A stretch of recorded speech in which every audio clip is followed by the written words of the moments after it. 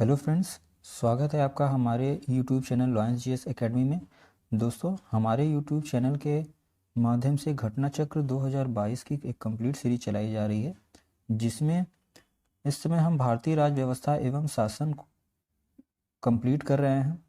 दोस्तों, ये हमारे द्वारा चलाई जा रही सीरीज़ का सेकेंड पार्ट है। इसके पहले हमने फर्स्ट पार्ट की वीडियो अपलोड कर दी है, तो यदि आपने उस वीडियो को नहीं देखी है तो प्लीज़ उस वीडियो को जाकर देखें। उस वीडियो में हमने कंपनी के शासन हेतु पारित अधिनियम की कंप्लीट थ्योरी प्रोवाइड की है और इस वीडियो में हम इससे जुड़े इम्पोर्टेंट क्वेश्चंस देखने जा रहे हैं।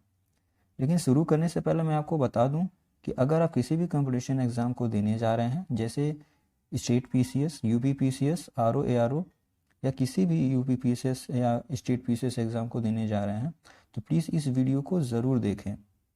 इससे आप उस एग्ज़ाम को आसानी से निकाल सकेंगे। तो चलिए इससे जुड़े इम्पोर्टेंट क्वेश्चंस हम देख लेते हैं। हमारा पहला क्वेश्चन है, निम्नलिखित में से किस अधिनियम में कलकत्ता में सर्वोच्च न्यायालय की स्थापना का प्रावधान किया गया था? रेगुलेटिंग एक्ट 1773, पिट्स का भारत अधिनियम 1784, चार्टर एक्ट 1813, चार्टर एक्ट 1833। तो हमारा सही आंसर हो जाएगा रेगुलेटिंग एक्ट 1773। इससे जुड़ी व्याख्या हम देख लेते हैं। 1773 के रेगुलेटिंग एक्ट में कोलकाता में सर्वोच्च न्यायालय की स्थापना का प्रावधान किया गया था, जिसकी स्थापना 1774 में की गई और सर एलिजा इम्पे इसके प्रथम मुख्य न्यायाधीश थे। हमारा नेक्स्ट क्वेश्चन है, सर्वोच्च न्यायालय की स्थापना के संबंध में निम्नलिखित में से कौन सा अथवा कौन से कथन सही है? कलकत्ता में सर्वोच्च न्यायालय की स्थापना 1773 के रेगुलेटिंग एक्ट के द्वारा की गई थी और लिमिस्टर इस न्यायालय के प्रथम मुख्य न्यायाधीश थे। तो हमारा इसका सही आंसर होगा फर्स्ट, क्योंकि लिमिस्टर इस न्यायालय के प्रथम मुख्य न्यायाधीश नहीं थे, बल्कि सर एलिजा इम्पे इस न्यायालय के प्रथम मुख्य न्यायाधीश थे। और इस न्यायालय की स्थापना कब की गई थी? 1774 ईस्वी में की गई थी। हमारा आंसर ये सही हो जाएगा। नेक्स्ट क्वेश्चन है हमारा, नियंत्रण परिषद की स्थापना कब की गई थी? पिट्स का भारतीय अधिनियम 1784 से, सर्वोच्च न्यायालय की स्थापना नियामक अधिनियम 1773 से की गई थी। इंग्लिश मिशनरियों को भारत में कार्य करने की अनुमति किस एक्ट से? तो चार्टर अधिनियम 1813 से। गवर्नर जनरल की परिषद में कानूनी सदस्य की नियुक्ति चार्टर अधिनियम 1833 से। तो हमारा इसका सही आंसर कौन सा हो जाएगा? सही आंसर होगा बी। इससे जुड़ी व्याख्या हम देख लेते हैं। नियामक अधिनियम 1773 से क्या हुआ? सर्वोच्च न्यायालय की स्थापना हुई। पिट्स का भारतीय अधिनियम 1784 से क्या हुआ? बोर्ड ऑफ कंट्रोल यानी नियंत्रण परिषद की स्थापना। चार्टर अधिनियम 1813 इससे हुआ इंग्लिश मिशनरियों को भारत में कार्य करने की अनुमति, तथा चार्टर अधिनियम 1833 से गवर्नर जनरल की परिषद में कानूनी सदस्य की नियुक्ति से संबंधित है। कानूनी सदस्य कौन थे? Lord Macaulay. नेक्स्ट क्वेश्चन हम देखते हैं, निम्नलिखित में किससे अथवा किनसे भारत में अंग्रेजी शिक्षा की नींव पड़ी? 1813 का charter act, general committee of public instruction 1823, प्राच्यविद एवं आंग्लविद विवाद। तो इसका हमारा ऑप्शन फर्स्ट, सेकेंड, थर्ड तीनों सही होगा, यानी उत्तर डी। इसकी व्याख्या देख लेते हैं। ईस्ट इंडिया कंपनी ने ओरिएंटल शिक्षा की प्रचलित प्रणाली को हतोत्साहित किया तथा पश्चिमी शिक्षा और अंग्रेजी भाषा को बढ़ावा दिया। 1813 के चार्टर अधिनियम में भारत में शिक्षा के प्रसार के लिए प्रति वर्ष 1 लाख रुपए खर्च करने के प्रावधान को अपनाया गया। 1823 ईस्वी में general committee of public instruction का गठन किया गया। क्वेश्चन ये भी पूछा जा सकता है कि general committee of public instruction का गठन कब किया गया? तो 1823 ईस्वी में, जिसकी जिम्मेदारी शिक्षा के लिए 1 लाख रुपए देने की थी। समिति में कितने यूरोपीय सदस्य थे? तो 10 यूरोपीय सदस्य शामिल थे। जिसके अध्यक्ष कौन थे? इसके अध्यक्ष लॉर्ड मैकाले थे। इसके बाद governor general Lord William Cavendish Bentinck के शासनकाल में 7 मार्च 1835 को लॉर्ड मैकाले के प्रस्ताव को स्वीकृत कर भारत में अंग्रेजी को उच्च शिक्षा का माध्यम मान लिया गया।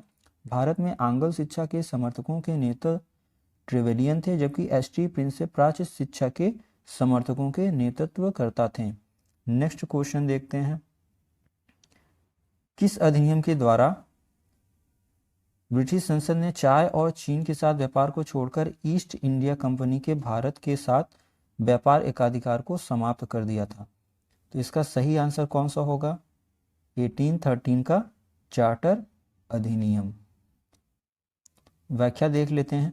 1813 के चार्टर अधिनियम के माध्यम से ब्रिटिश संसद ने चाय और चीन के साथ व्यापार को छोड़कर ईस्ट इंडिया कंपनी के भारत के साथ व्यापारिक एकाधिकार को समाप्त कर दिया था, जबकि 1833 के चार्टर अधिनियम द्वारा कंपनी के समस्त व्यापारिक कार्य समाप्त कर दिए गए तथा भविष्य में कंपनी को केवल राजनीतिक कार्य ही करने थे।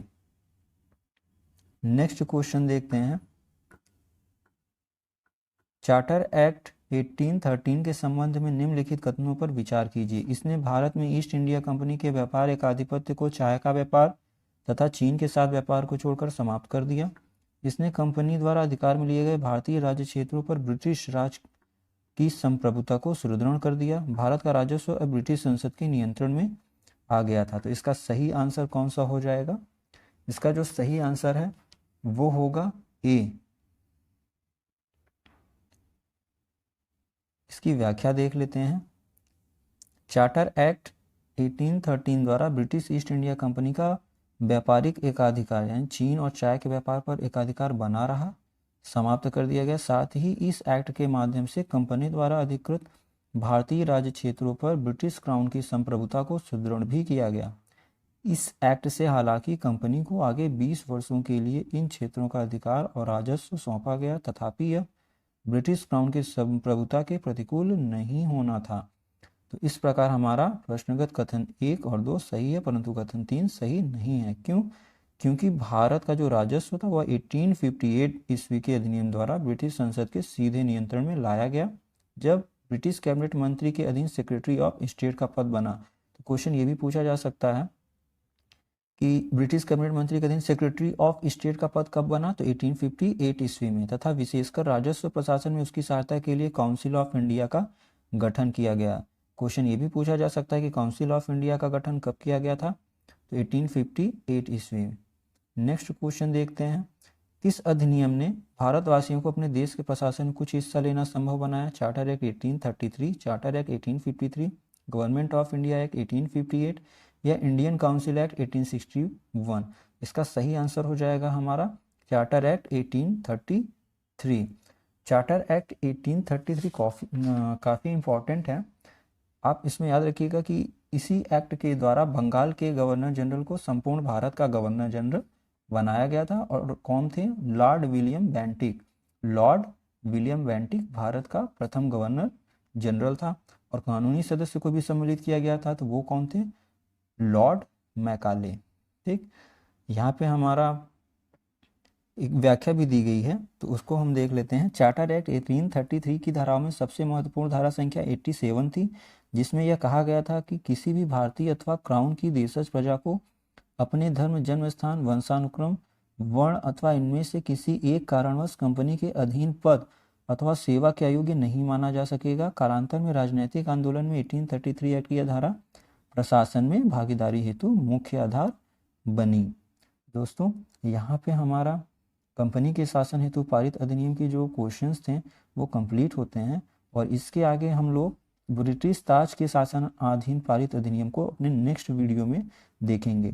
तो अगर आपको हमारी यह वीडियो अच्छी लगी हो तो प्लीज़ इसे लाइक, सब्सक्राइब एंड शेयर जरूर करिएगा। मिलते हैं हम अपने नेक्स्ट वीडियो में।